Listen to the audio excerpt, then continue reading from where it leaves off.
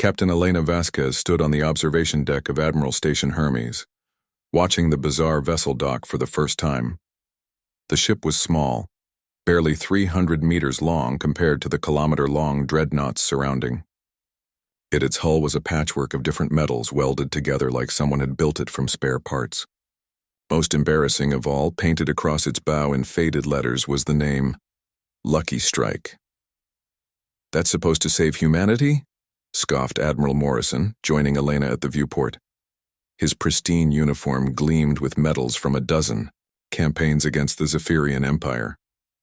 "It looks like a garbage scow." Elena said nothing, but her dark eyes remained fixed on the ship. Something about it bothered her. Not its appearance. She'd seen uglier vessels. It was the way it moved. Despite looking cobbled together, the Lucky Strike had docked with surgical precision. No correction burns, no hesitation. Just smooth, confident navigation that spoke of either exceptional skill or exceptional technology. "Captain Vasquez," Morrison continued, "you've been assigned as liaison to this experiment. Try to keep that madman Chen from embarrassing us too badly when the Zephyrian Armada arrives." Dr. Marcus Chen. Elena knew the name. Brilliant engineer, former professor at Mars Technical Institute.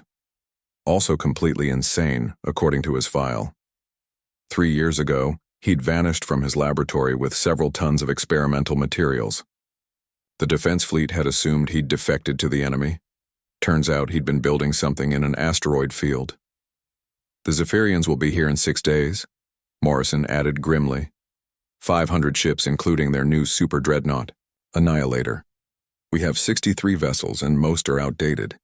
High Command is desperate enough to try anything, even—" He gestured dismissively at the Lucky Strike. "Whatever that thing is supposed to do." Elena's comm unit chirped. "Captain Vasquez to Dock 7 immediately. The Lucky Strike crew. Request transfer of command briefing materials." "Crew?" Morrison raised an eyebrow. "According to the manifest, there's only one person aboard that ship." Elena felt her first chill of genuine unease. A ship that size should need at least 50 crew members. How is one person operating it? "I'll go meet our secret weapon," she said, heading for the exit. As she walked through the station's corridors, Elena reviewed what little they knew about the coming battle.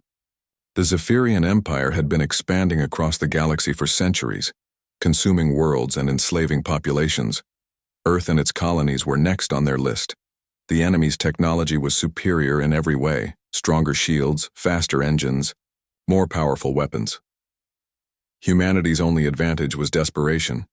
The docking bay doors hissed open, revealing the interior of the Lucky Strike. Elena stepped inside and immediately knew she was in trouble. The ship's corridors were too narrow. For its size, the lighting was an odd blue-white color, and the walls hummed with energy that made her teeth ache. "Dr. Chen," she called out. "Back here," came a voice from deeper in the ship.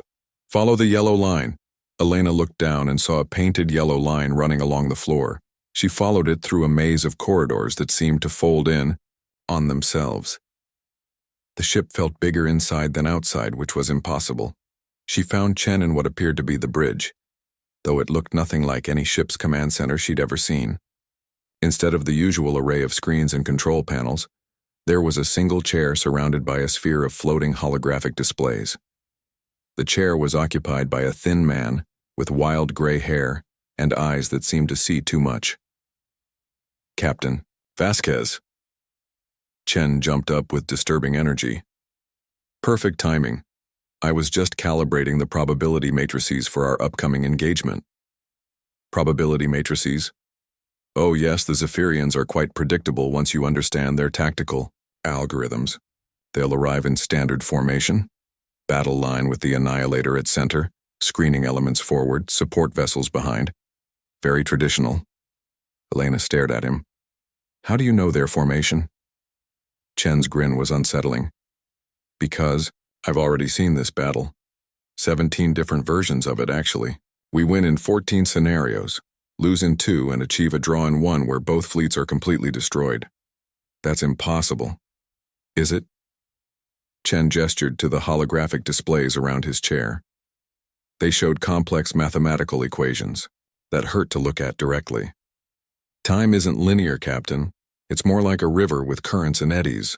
If you know how to read the currents, you can see where they're flowing. Elena felt reality tilting around her. Are you telling me you can see the future? Not exactly. I can see potential futures. The lucky strike doesn't just exist in 3 dimensions like normal ships. It exists in several additional dimensions that most people can't perceive. Chen's eyes gleamed with manic intensity. That's why it looks so small from the outside but feels bigger inside. Space and time work differently here. That's scientifically impossible. So was faster-than-light travel until we figured it out. So was artificial gravity. So was energy shielding. Chen waved dismissively. The universe is full of impossible. Things waiting for someone smart enough to make them possible. Elena's training told her to report Chen as mentally unstable and recommend the lucky strike be removed from the battle line. But something held her back. Maybe it was the way the ship had docked so perfectly. Maybe it was the strange humming in the walls that felt like controlled power. Or maybe it was the desperate hope that humanity had found its miracle. "Show me," she said. Chen's grin widened. "I was hoping you'd say that." He gestured to a second chair that materialized from the floor. "Sit down and grab the armrests." This might feel a bit strange at first. Elena sat down cautiously. The moment her hands touched the armrests, the world exploded into sensation. She could see the entire solar system spread out around her like a 3-dimensional map. Ships moved, along predictable courses, their destinations clear as drawn lines. But more than that, she could see the possibilities. Dozens of potential futures branching out like the limbs of an enormous tree. In most of those futures, she saw the Zephyrian Armada arriving in 6 days. 500 ships emerging from hyperspace, in perfect formation. The human fleet moving to intercept, hopelessly outnumbered. The battle that followed was swift and brutal, but in some futures, something different happened. In those timelines, the lucky strike did something impossible, something that changed everything. "What am I seeing?" Elena gasped. "The truth," Chen replied. "The Zephyrians think they know how this battle will go. They've run their simulations, calculated the odds, planned their victory celebration. They're not wrong. In normal space, they would crush us completely. But the lucky strike doesn't fight in normal space."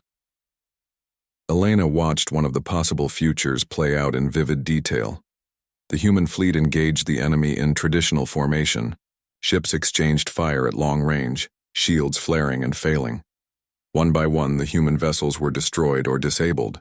The lucky strike seemed to contribute nothing, firing only sporadically and hitting nothing important. Then, just as the human line began to collapse, something changed. The lucky strike seemed to flicker, existing in multiple positions simultaneously. It fired once, not at the enemy ships, but at empty space. The energy beam curved impossibly, striking the Zephyrian flagship from behind, despite there being no way for the shot to reach that position. The enemy super dreadnought exploded in a ball of white fire. "How?"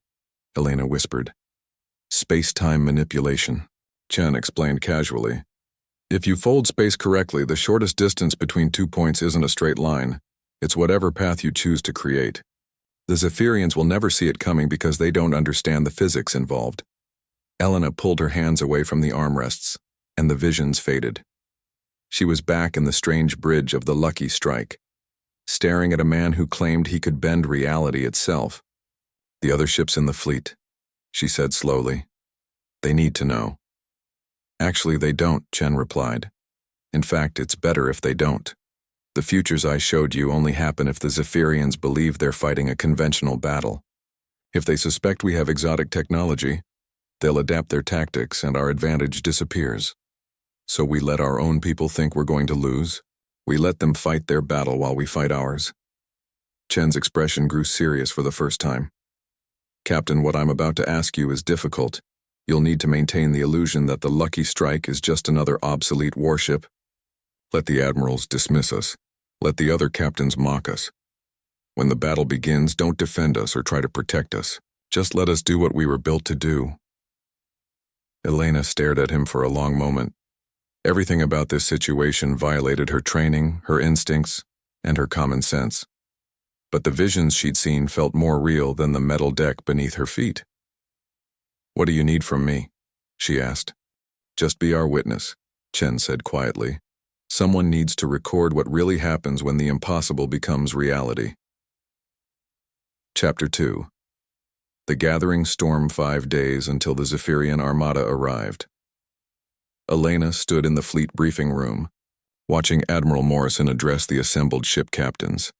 63 men and women who commanded humanity's last hope, and most of them looked like they were attending their own funeral. "Intelligence confirms the enemy fleet composition," Morrison announced, gesturing to the holographic display showing the approaching armada. 500 ships, including their newest super dreadnought, the Annihilator. Our scouts report it's twice the size of anything we've encountered before. Captain Sarah Walsh of the dreadnought Defiance raised her hand. "Admiral, our heaviest ships are 50 years old. We're outgunned, outshielded, and outnumbered 8-1. Are we seriously expected to win this engagement?" Morrison's jaw tightened. "We're expected to make them pay for every inch of space they take. Buy time for the evacuation fleets to get civilians to the outer colonies." "A delaying action," muttered Captain Rodriguez of the Vanguard. "How long are we supposed to hold them?" "As long as possible." The room fell silent. Elena looked around at faces that showed resignation, determination, and carefully hidden fear. These were good people, experienced officers who'd served humanity faithfully for decades. They deserved better than a suicide mission. "What about our secret weapon?" asked Walsh, nodding toward Elena. "I heard we're getting some kind of experimental ship." All eyes turned to Elena. She thought about the Lucky Strike, docked just a few hundred meters away. Thought about Chen and his impossible claims about folding space-time. Thought about her promise to maintain the illusion of weakness. "The Lucky Strike is unconventional," she said carefully. "But it's only one ship. Don't expect miracles." That was true, at least in part. She wasn't expecting miracles, she was hoping for them. After the briefing, Elena made her way back to the Lucky Strike. The ship still looked like a collection of spare parts, but now she noticed details she'd missed before. The hull plating was arranged in complex geometric patterns that reminded her of mathematical equations. The weapon emplacements were in positions that made no tactical sense unless you were planning to fire at targets that existed in folded space. She found Chen in what he called the probability chamber, a spherical room lined with crystalline formations that pulsed with soft light. He was floating in the center, surrounded by floating holographic equations that shifted and evolved like living things. "The timeline is stabilizing," he said without opening his eyes. 4 days, 7 hours, 32 minutes until the Zephyrians arrive. They'll emerge from hyperspace in formation Delta 7, exactly as predicted. "How can you be so certain?" Chen opened his eyes and smiled. "Because I've already lived through this battle 17 times. Well, technically, 17 different versions of me have lived through 17 different versions of this battle. The beauty of probability manipulation is that you can experience all potential outcomes simultaneously." Elena felt her head spinning again. "That doesn't make sense." "Sense is relative, Captain. What makes sense in 3 dimensions often seems impossible in 4 dimensions. What seems impossible in 4 dimensions becomes inevitable in 5. Chen gestured to the walls around them. "The crystals you see are quantum probability stabilizers. They allow me to collapse multiple timeline potentials into a single desired outcome. Essentially, I can choose which version of reality we experience." "And you've chosen the version where we win?" "I've chosen the version where humanity survives," Chen corrected. "Winning and surviving aren't always the same thing." That distinction worried Elena, but before she could ask for clarification, alarms began blaring throughout the station. She activated her comm unit and immediately heard Admiral Morrison's voice. "All ships to battle stations. Long-range sensors detect hyperspace distortions. The Zephyrian fleet is arriving ahead of schedule." Elena felt her blood turn to ice. "I thought you said 4 days." Chen's expression darkened. That was the most probable timeline. But the Zephyrians have made an unexpected choice. He waved his hand. and the holographic equations around them shifted into new configurations. They've detected something unusual about our defensive preparations. They're accelerating their attack to prevent us from completing whatever they think we're doing. Can you still win? The probability of success has dropped from 82% to 67%, Chen replied, his voice unusually grim. But yes, we can still win. The question is what it will cost. Elena's comm crackled again. Captain Vasquez, report to your liaison vessel immediately. All ships are moving to defensive positions, as Elena ran through the corridors of the Lucky. Strike. She could feel the ship coming alive around her. The humming in the walls grew stronger, and the strange blue lighting pulsed with increasing rhythm. Whatever exotic technology powered this vessel, it was awakening. She reached the bridge, to find Chen already in his command chair, surrounded by swirling displays showing the entire solar system. In the distance, she could see the first flickers of ships emerging from hyperspace. How many? She asked. 512, Chen replied without hesitation. Slightly more than intelligence predicted. The Annihilator is impressive. It's generating a gravitational field strong enough to affect nearby asteroids. Elena looked at the display showing the enemy's super dreadnought. It was massive, nearly 2 kilometers long, and bristling with weapons that could crack planets. Just looking at it made her feel small and helpless. Can we really stop something like that? Chen's smile returned, wild and confident. Captain, you're thinking in 3 dimensions again. Size and firepower matter in normal space. But in folded spacetime, a small ship with the right geometry can be more dangerous than a fleet of dreadnoughts. The human fleet was taking positions in a defensive line between the approaching Zephyrians and Earth. Elena watched the familiar formations, heavy ships in the center, cruisers on the flanks, destroyers screening the front. Exactly as they'd trained for decades. The Lucky Strike took position at the very rear of the formation, so far back it was almost out of weapons range. To any observer, it looked like the strange little ship was trying to avoid the battle entirely. Shouldn't we be closer to the action?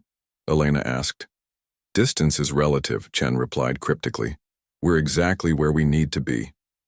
On the main display, Elena watched the Zephyrian armada complete its formation. 500 ships arranged in perfect geometric precision, with the massive Annihilator at the center, like a steel mountain floating in space. It was beautiful and terrifying, the culmination of centuries of military engineering dedicated to the conquest of other worlds. All ships, came Admiral Morrison's voice over the comm. Remember, we're not just fighting for victory today. We're fighting for the future of humanity. Make every shot count. Elena thought about the families on Earth below, the children in schools who had no idea their world was about to change forever. She thought about the evacuation ships racing toward the outer colonies, carrying what might be the last free humans in the galaxy. Then she looked at Chen, sitting calmly in his impossible chair, fingers dancing over controls that shouldn't exist. Are you ready? She asked. Chen's grin was sharp as a blade. Captain, I've been ready for this moment since the day I first glimpsed the equations that govern space-time itself. Today, the Zephyrian Empire learns that some powers in this universe are not meant to be conquered. The enemy fleet began its approach, weapons charging with the light of contained stars. The battle for humanity's survival was about to begin. Chapter 3. The Impossible Battle. The first exchange of fire lit up space like competing suns. Elena gripped her chair as energy, beams crossed the void between the fleets. The human ships opened with everything they had. Particle cannons, missile salvos, plasma torpedoes, while the Zephyrians responded with weapons that seemed to bend the laws of physics. Their energy beams curved through space, striking targets that should have been protected by other ships. Direct hit on the Courageous, reported the tactical display. The heavy cruiser's shields flared and failed, its hull cracking open to vent atmosphere and debris. Intrepid is taking heavy fire. They're falling back. Vanguard reports weapons offline. The human fleet was being systematically destroyed, exactly as the tactical computers had predicted. Against the Zephyrian technology, courage and determination meant nothing. Elena watched the carnage unfold and felt sick. "We have to do something." "Not yet," Chen replied calmly. His hands moved over his strange controls, and the displays around him showed probability curves that shifted like living things. "The Zephyrians need to believe they're winning a conventional battle. If we act too early, they'll realize something's wrong and adapt their tactics." On the main screen, the enemy Super Dreadnought Annihilator fired its primary weapon for the first time. A beam of coherent energy thicker than a skyscraper lanced out and struck the human flagship, Defiance. The massive dreadnought simply vanished, vaporized so completely that not even wreckage remained. "Admiral Morrison is dead," Elena whispered. The man she'd known for 10 years, who'd given her first command, was gone as if he'd never existed. "His sacrifice serves a purpose," Chen said quietly. "The Zephyrians are now completely committed to their attack formation. They believe victory is inevitable." Elena wanted to scream at him, to demand he stop playing with mathematics and start fighting. But something in Chen's expression held her back. For all his manic energy and impossible claims, she could see pain in his eyes. He wasn't enjoying this any more than she was. "How much longer?" she asked. 37 seconds, Chen replied. "The enemy flagship will fire again in 37 seconds. That shot will target the Victorious one, which is carrying 3,000 crew members. If we allow that shot to be fired, Captain Martinez and everyone under her command will die." Elena felt time stretching like taffy. 37 seconds to save 3,000 lives. She watched the Annihilator turning its massive guns toward the human heavy cruiser, energy building and weapons designed to destroy worlds. 30 seconds, Chen announced. Elena could see Captain Martinez on the tactical display, trying desperately to maneuver her ship out of the line of fire, but the Victorious was too damaged, its engines failing. It would never escape in time. 20 seconds. Elena made her decision. "Do it. Whatever you're going to do it now." Chen's hands flew over his controls. Initiating probability collapse. Folding space-time matrix, preparing to fire. The lucky strike shuddered around them. Elena felt reality bending like heated metal, space and time warping into configurations that her mind couldn't fully process. The ship seemed to exist in multiple locations simultaneously, ghostly images of itself flickering across the battlefield. 10 seconds. Elena watched the Annihilator prepare to fire. Its main gun glowed with the power of a contained star, ready to erase another human ship from existence. 5 seconds. Chen's voice was perfectly calm. Firing. The lucky strike fired once. A single beam of energy that seemed no more powerful than a destroyer's secondary gun. It didn't even aim at the enemy flagship. Instead, it fired into what appeared to be empty space, missing every Zephyrian ship by kilometers. Elena was about to ask what had gone wrong when space itself twisted. The beam curved impossibly, folding through dimensions that shouldn't exist. It struck the Annihilator from behind, passing through shields that were facing the wrong direction, hitting the massive ship in a place where no attack should have been possible. The enemy Super Dreadnought exploded like a dying star. The shockwave from the explosion rippled through the Zephyrian formation, destroying a dozen nearby ships and disabling dozens more. The perfectly ordered enemy fleet suddenly found itself in chaos, with their flagship gone and their command structure shattered. Elena stared at the expanding ball of fire that had been the most powerful warship in the galaxy. "How?" "Space-time. Geometry," Chen explained, his voice hoarse from strain. "The beam didn't travel through normal space, it traveled through folded space-time, taking a path that allowed it to strike from an impossible angle. The Zephyrians never saw it coming because they were looking in the wrong dimension." On the tactical display, Elena could see the enemy fleet falling into disarray. Ship captains who had been following precise battle plans suddenly found themselves without orders, unsure how their invincible flagship had been destroyed by a beam that seemed to come from nowhere. "They're reforming," Elena observed. The Zephyrian ships were pulling back into defensive positions, their formation tighter and more cautious. Yes, they're adapting faster than I hoped, Chen admitted. They know something impossible just happened, and they're trying to figure out what. We have perhaps 90 seconds before they develop countermeasures. Countermeasures for impossible physics? The Zephyrians didn't conquer half the galaxy by ignoring new threats. They have scientists too, and some of them are quite brilliant. They'll start randomizing their positions, changing course unpredictably, making it harder for me to calculate firing solutions through folded space. Elena watched the enemy fleet's movements and saw Chen was right. The Zephyrian ships were no longer moving in predictable patterns. They were weaving, dodging, trying to make themselves impossible to target. Can you still hit them? Chen's expression was grim.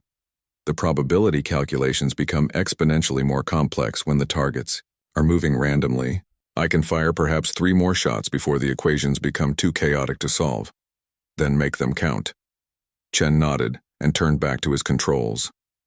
Around them, the Lucky Strike shuddered as exotic energies built up in its weapon systems. Elena could feel space-time bending again, reality twisting into shapes that hurt to think about. Target acquired, Chen announced. Firing. The second shot was even more impossible than the first. It fired in multiple directions simultaneously, the beam splitting and curving through dimensions that didn't exist in normal space. 3 Zephyrian heavy cruisers exploded at the same instant, struck by the same beam from 3 different impossible angles. The enemy fleet was now in full retreat, but Chen wasn't finished. Third shot, he said quietly. This one's for Admiral Morrison. The final beam seemed to pause in space, hanging motionless for several seconds. Then it accelerated, moving faster than light, faster than thought. It struck 7 enemy ships. In rapid succession, each explosion triggering the next like dominoes falling across the void. When the light faded, the Zephyrian fleet was broken. Nearly 100 of their ships were destroyed or disabled, and the rest were fleeing toward the edge of the solar system in disorder. Elena stared at the tactical display in stunned silence. The fleet that had seemed invincible just minutes ago was now running from a single small ship that looked like it had been built from spare parts. Is it over? She asked. Chen slumped in his chair, exhaustion written across his face. For now, but Elena, you need to understand something. What we just did, bending space-time, firing through folded dimensions, it comes with a cost. What kind of cost? The kind that changes you forever, Chen replied softly. Every time we fold space-time, we become a little less connected to normal reality. Eventually, we might not be able to return to the 3-dimensional world at all. Elena felt a chill that had nothing to do with the ship's temperature. Are you saying we're trapped? I'm saying we've crossed a line that can't be uncrossed. The Lucky Strike exists in multiple dimensions now. So do we, to some extent. We've become something new, something that doesn't quite belong in the normal universe. Before Elena could respond, her comm unit activated. The voice that came through was Captain Walsh of the surviving fleet. Lucky Strike. This is Acting Fleet Commander Walsh. What the hell just happened out there? Elena looked at Chen, who nodded slightly. We got lucky, she replied. Chapter 4. The Price of Victory. 3 days after the battle, Elena stood in the observation lounge of Earth Station Alpha, watching ships of the Terran Defense Fleet undergo repairs. Welding sparks flashed like fireflies as crews worked to patch hull breaches and replace destroyed weapon systems. The human fleet had survived, but barely. Officially, the victory was being attributed to superior human tactics and the timely arrival of reinforcements from the outer colonies. The existence of the Lucky Strike's true capabilities was classified at the highest levels. As far as the public knew, the Zephyrian fleet had been defeated by conventional weapons and exceptional courage. The truth was far more complicated. Captain Vasquez. Elena turned to see General Harrison, the new head of Terran Defense Command. He was a large man with calculating eyes and the bearing of someone who'd spent his career dealing with impossible situations. General, I've read the classified reports about your mission, Harrison said quietly. Quite a story. Space-time manipulation, probability mathematics, dimensional folding. Sounds like something out of a science fiction novel. Elena said nothing. The official reports were sanitized versions of the truth, stripped of the more unbelievable details. Even so, they were hard to accept. Dr. Chen refuses to explain how his technology works, Harrison continued. Says the mathematics would drive normal humans insane. Is that your assessment as well? Elena thought about the visions she'd experienced in Chen's probability chamber, the sensation of seeing reality from impossible angles. Some knowledge comes with a price, General. Maybe it's better if we don't understand everything. Perhaps. But we need to understand enough to build more ships like the Lucky Strike. The Zephyrians will be back, and next time they'll be prepared for whatever Chen did to them. You want to mass-produce impossible physics? I want to ensure humanity's survival, Harrison replied bluntly. Chen's technology gives us an advantage we've never had before. We'd be fools not to exploit it. Elena understood his reasoning, but she also remembered Chen's warnings about the cost of manipulating space-time. Have you spoken to Dr. Chen about this? He's changed since the battle, become increasingly erratic. Half the time he talks about mathematical concepts that don't exist, and the other half he stares at walls like he's seeing through them into other dimensions. Elena wasn't surprised. Chen had warned her that folding space-time changed the people who did it. Where is he now? Aboard the Lucky Strike. He refuses to leave the ship, says normal space feels too flat now. Harrison's expression was troubled. Captain, I need you to convince him to cooperate with our research teams. We need to understand his technology before it's too late. Elena nodded, though she suspected Chen was beyond convincing. She made her way back to the Lucky Strike, noting that the ship looked even more strange than before. Its hull seemed to shimmer occasionally, as if it wasn't quite solid. Sometimes she caught glimpses of ghostly images, the ship as it might exist in other dimensions or other timelines. She found Chen in the probability chamber, floating in the center of a sphere of equations that moved like living things. He looked older than he had just 3 days ago, his hair whiter and his eyes more distant. Elena, he said without turning around, I've been expecting you. You want to know about the cost of what we've done. General Harrison wants you to work with research teams, help them understand your technology. Chen laughed, but there was no humor in it. Understand? Elena, I'm not sure I understand it anymore. The mathematics have become so complex that they're evolving on their own. The equations are rewriting themselves, exploring possibilities I never intended. Elena looked at the swirling displays around Chen. The mathematical formulas were indeed moving, changing, growing more complex by the moment. It was like watching thoughts take physical form. What does that mean? It means the Lucky Strike is becoming something more than a ship. It's becoming a living equation, a mathematical entity that exists across multiple dimensions simultaneously. Chen's voice was hollow. And I'm becoming part of it. Elena felt cold dread settling in her stomach. Chen, you need to get out of here. Come back to normal space before it's too late. It's already too late, Chen replied softly. I can see. Through time now, Elena. I can see all the possible futures branching out like an infinite tree. In some of them, humanity thrives. In others, we destroy ourselves trying to master technologies we don't understand. In a few, we transcend physical existence entirely and become something unrecognizable. Which future are we headed toward? That depends on what we choose to do next. Chen finally turned to look at her, and Elena gasped. His eyes were no longer entirely human. They reflected depths that seemed to contain entire universes. General Harrison wants to mass-produce this technology.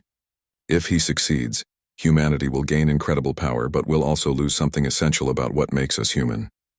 And if he doesn't? The Zephyrians will return with countermeasures. They're already working on dimensional shields and probability scramblers. The next battle will be much harder to win. Elena stared at the man who had saved humanity and wondered if they'd traded one form of extinction for another. What do you recommend? Chen smiled, and for a moment he looked almost normal again. I recommend that you document everything, Captain. Someone needs to record what really happened here. Future generations will need to understand the choices we made and why we made them. What about you? Me? Chen looked around at the swirling equations that surrounded him. I'm going to continue exploring the mathematics of possibility. There are truths about the universe that can only be understood from outside normal space-time. Perhaps I can find a way to give humanity power without destroying what makes us human. Elena wanted to argue, to convince him to return to the normal world. But she could see it was already too late. Chen was becoming something new, something that existed as much in mathematical space as in physical reality. Will I see you again? She asked. You'll see me whenever humanity faces an impossible choice, Chen replied. I'll be there, in the spaces between probability and reality, helping to tip the scales toward survival. Elena left the Lucky Strike, knowing it would be the last time she saw Marcus Chen as anything resembling human. But as she walked away, she caught glimpses of the ship flickering between dimensions, sometimes solid, sometimes translucent, sometimes existing in multiple locations at once. The ship that had saved humanity was evolving into something beyond human understanding, and perhaps that was exactly what humanity needed, a guardian that existed outside the normal rules of physics, watching over them from dimensions that enemies couldn't reach. Epilogue: The Legend. From The Secret History of the Terran Defense. Fleet by Captain Elena Vasquez. Classified. 20 years have passed since the Battle of Sol, and the truth about what happened that day remains known to only a handful of people.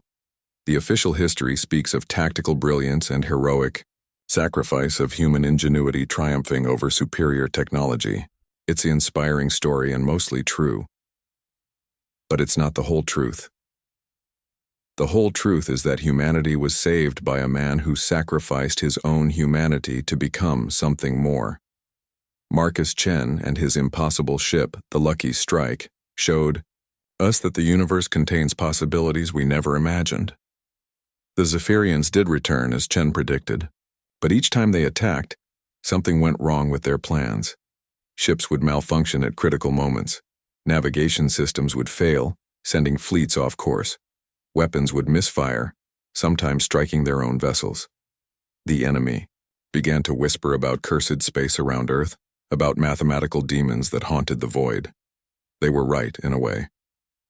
General Harrison's attempts to reverse engineer Chen's technology failed completely. The research teams could observe the Lucky Strike's effects, but they couldn't understand the underlying principles. The mathematics involved were literally beyond human comprehension. They required a mind that existed in multiple dimensions simultaneously. The Lucky Strike itself became a legend. Ship crews reported seeing it during battles, flickering in and out of existence, firing impossible shots that saved human vessels at critical moments. It never stayed long enough for detailed observation, and it never responded to communications.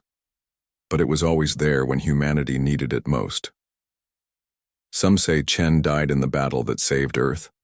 Others believe he transcended physical existence to become a guardian spirit protecting humanity from threats we can't understand. I think the truth is somewhere in between. Chen became something new. Not human, not machine, but a living equation that exists in the spaces between reality and possibility. He chose to sacrifice his humanity so that ours could survive. In doing so, he showed us that the greatest victories sometimes require the greatest sacrifices. The Lucky Strike continues to patrol the edges of human space, a ghost ship crewed by mathematical possibilities. Sensor readings show it exists in at least 7 dimensions simultaneously, following patrol routes that curve through space-time in ways that shouldn't be possible. Recently, long-range scouts have detected signs of a new threat approaching from the galactic core, something vast and ancient, older than the Zephyrian Empire, with technology that makes dimensional folding look primitive.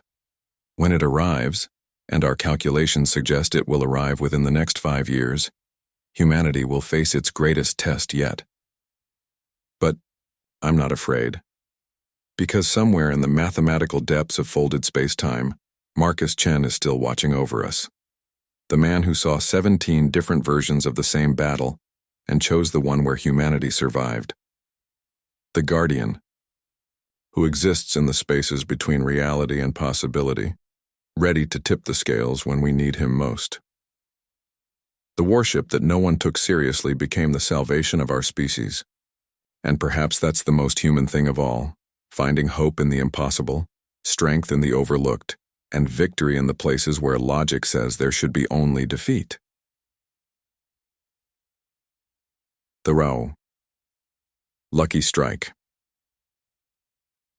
Taught us that the universe is far stranger and more wonderful than we imagined. It showed us that some battles can only be won by those willing to fight in dimensions that don't officially exist. Most importantly, it proved that sometimes the most powerful weapon in the galaxy isn't built from steel and energy. It's built from mathematics, determination, and the willingness to sacrifice everything for the people you've sworn to protect. When the next impossible threat arrives, I know we'll be ready, because we have something our enemies will never understand, a guardian who exists beyond the boundaries of normal space and time, watching over humanity from dimensions they can't even perceive. The Arnian. Lucky Strike. May look like a collection of spare parts held together by wishful thinking, but appearances can be deceiving. After all, the most dangerous ships in the galaxy are often the ones that nobody takes seriously, until it's too late.